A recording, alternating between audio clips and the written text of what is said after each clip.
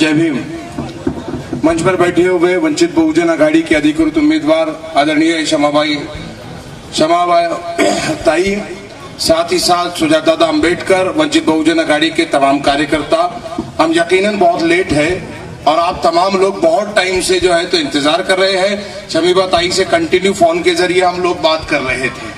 खैर, इलेक्शन का दौर है और इलेक्शन के टाइम पर वंचित बहुजन अघाड़ी ने इस महाराष्ट्र में नया इतिहास बनाते हुए, जो महाराष्ट्र कई सालों से अलग अलग पार्टियों का गहवारा रहा, उस पार्टियों ने कभी भी जिनके बारे में नहीं सोचा उनके बारे में सोचने वाली पार्टी वंचित बहुजन अघाड़ी है।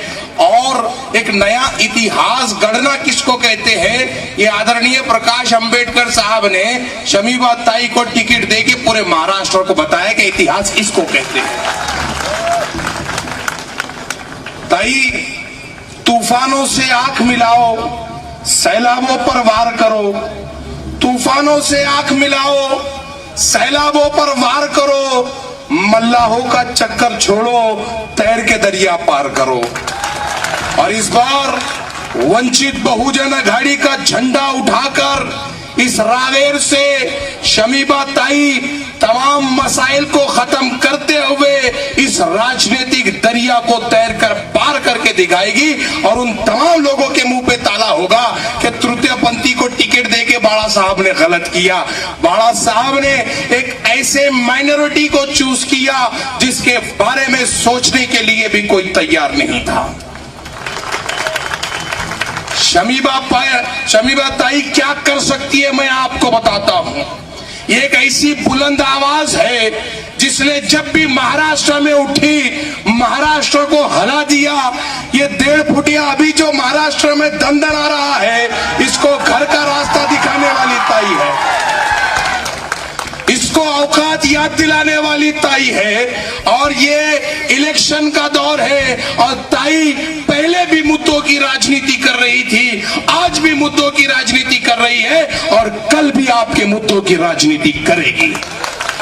अगर किसी को शक है तो वो आकर देखे और पूछे वंचित बहुजन अघाड़ी से कि तुम धर्म की राजनीति के चक्कर में क्यों नहीं जाते, तुम मुद्दों की राजनीति करते कैसा हो। हम इसलिए मुद्दों की राजनीति करते हैं क्योंकि हमारे पास मुद्दों की राजनीति करने वाली विचारधारा है। हम अम्बेडकरवादी है, हम संविधानवादी है, हम एकता और अखंडतावादी है। हम इस देश को बंटवारे में नहीं डालते। मैं जिस पक्ष की जानिब से, जिस पार्टी की जानिब से आज पूरे महाराष्ट्र में आदरणीय सुजाता अम्बेडकर के नेतृत्व में घूम रहा हूं, वजह यह है कि आदरणीय प्रकाश अंबेडकर साहब ने जब भी जबान खोली है, मजलूमों मजबूरों के हक में खोली है। रावेर के मुसलमानों से कहना चाहता हूं कि हजरत मोहम्मद सल्लल्लाहु अलैहि वसल्लम की शान में गुस्ताखी हुई, तमाम पक्ष खामोश थे, किसी की जरूरत नहीं हुई कि वो कुछ बोले। लेकिन आदरणीय प्रकाश अंबेडकर साहब थे।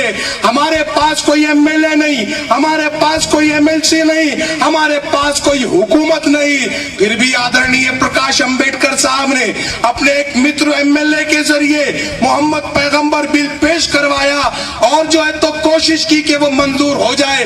लेकिन ये कांग्रेस, ये एनसीपी, ये शिवसेना, ये बीजेपी, ये बजरंग दल और आरएसएस की ज़हनियत वालों ने आपके बिल को सुनवाई के लिए भी आगे नहीं लाया।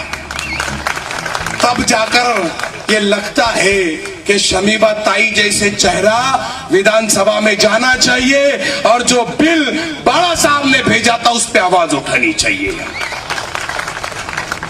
मुसलमानों पे केसेस, मुसलमानों के ऊपर दंगों के केसेस और इसके ऊपर पीछे हटकर खामोश रहने वाले तथाकथित सेकुलर पार्टियां और आगे बढ़कर मुसलमानों के लिए बात करने वाले प्रकाश अंबेडकर। कहने के लिए बहुत कुछ है, वक्त कम है।